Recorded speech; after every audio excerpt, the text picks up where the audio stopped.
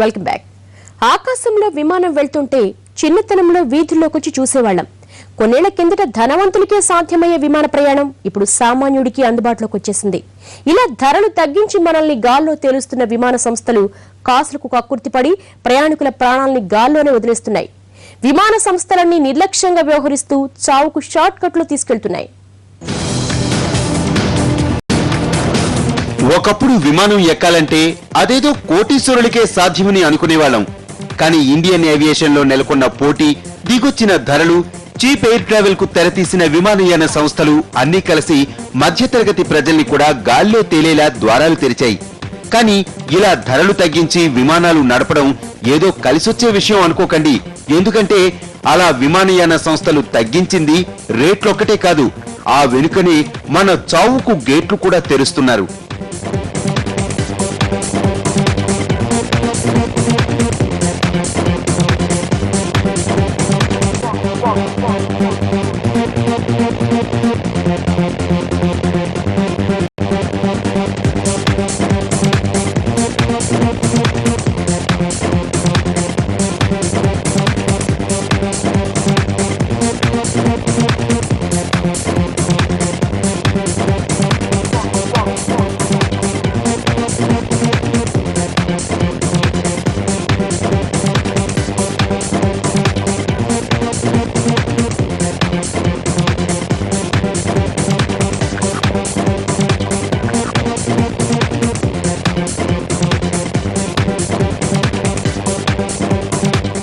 ఆదాయం చాలక పాత డొక్కు విమానాల్ని ఇంకా వరుసపెట్టి వాడేస్తున్నారు.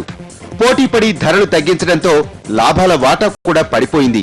కొన్ని సంస్థలు వాటికి డైలీ చేయించాల్సిన మెయింటెనెన్స్ నెలకు ఒక్కసారి కూడా చేయించడం లేదంట.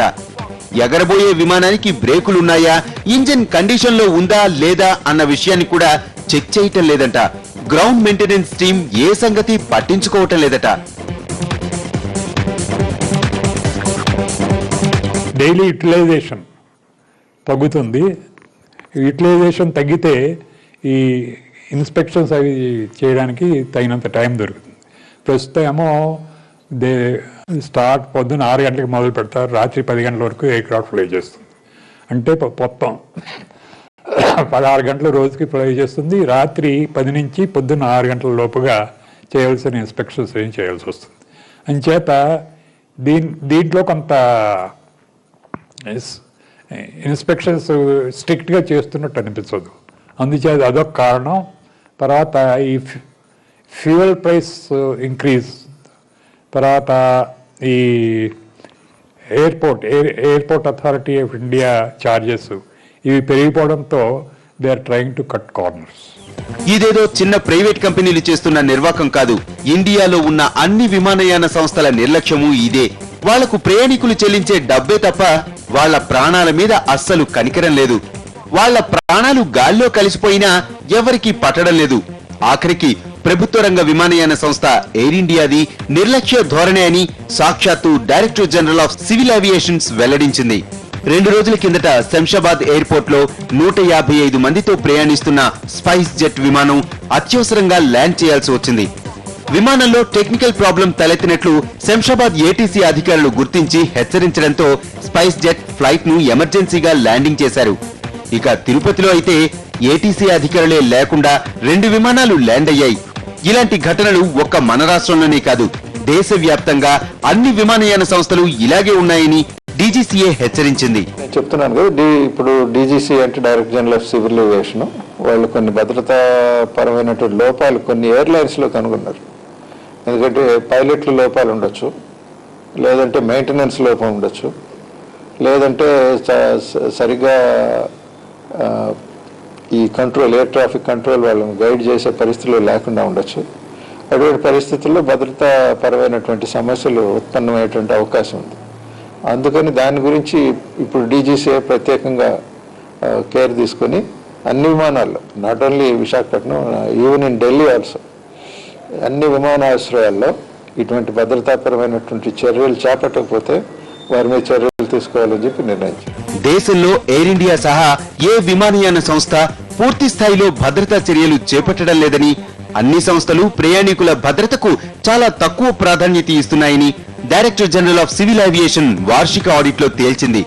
సరైన భద్రతా చర్యలు చేపట్టడం లేదని విమానయాన సంస్థలపై మండిపడింది. దేశంలో అతిపెద్ద సంస్థలుగా చలామణి అవుతున్న IndiGo, spice jet, go air సంస్థలు కనీస ప్రమాణాలు పాటించడం లేదని, కనీసం ఎయిర్ సేఫ్టీకి సంబంధించి ఎలాంటి డేటా కూడా మెయింటైన్ చేయటం లేదని గుర్తించింది. ఇక జెట్లైట్ అనే సంస్థ అత్యంత కీలకమైన బ్లాక్ బాక్స్ ను పర్యవేక్షించే సాఫ్ట్వేర్ కూడా తయారు చేసుకోలేదని నిగ్గు తేల్చింది. కేవలం ఖర్చులు తగ్గించుకోవాలనే ఉద్దేశంతోనే విమానయాన సంస్థలు ప్రయాణికుల భద్రతను గాలికొదిలేస్తున్నాయని డీజీసీఏ తన ఆడిట్లో ఆగ్రహం వ్యక్తం చేసింది.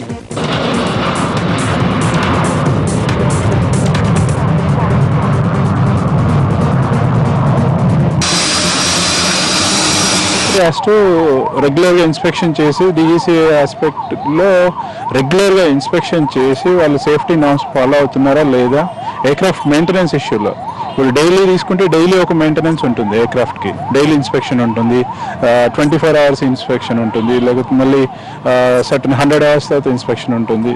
సో అట్లా సర్టన్ ఇన్స్పెక్షన్స్ ఉంటాయి, రెగ్యులర్ ఫ్రీక్వెన్సీలో ఇన్స్పెక్షన్స్ ఉంటాయి. ఆ ఇన్స్పెక్షన్స్ చేస్తున్నారా లేదా అన్నది DGCA has to take care of it. So ఇప్పుడు ఆ డీజీసీఏ రెగ్యులర్ ఇన్స్పెక్షన్స్ చేస్తే కానీ వాళ్ళ స్టాండర్డ్స్, సేఫ్టీ స్టాండర్డ్స్ ఫాలో అవుతున్నారో లేదా అని తెలియదు మనకి. So unless until DGCA takes on initiative actions, regular actions towards airlines safety concern, operationals. ఇటీవలే కింగ్ ఫిషర్ ఎయిర్లైన్స్ కూడా సేఫ్టీ మెజర్స్ పాటించడం లేదని తలంటిన డీజీసీఏ తాజాగా నిర్వహించిన ఆడిట్లో అన్నీ ఆతానుముక్కలైన తేల్చేసింది. పెరిగిన ఇంధన ఖర్చులను భరించలేక, నష్టాలను మూటగట్టుకోలేక అతి కీలకమైన భద్రతా ప్రమాణాల్ని గాలికొదిలేసిందని తేల్చింది. ఎయిర్ ఇండియా కూడా ఇదే విధంగా నిర్లక్ష్యంగా వ్యవహరిస్తోందని ఆందోళన వ్యక్తం చేసింది. ఇలా ఇప్పుడు దేశవ్యాప్తంగా విమానయాన రంగం ప్రమాదపు టంచుల్లో ప్రయాణం చేస్తోందని, ప్రస్తుతానికి అదృష్టం బాగుంది కాబట్టి ఇలా సాగిపోతోంది, కానీ ఏమాత్రం తేడా జరిగినా 100 ప్రాణాలు గాల్లో కలిసిపోవటం ఖాయమని హెచ్చరించింది. ప్రయాణికుల భద్రతకు సంబంధించి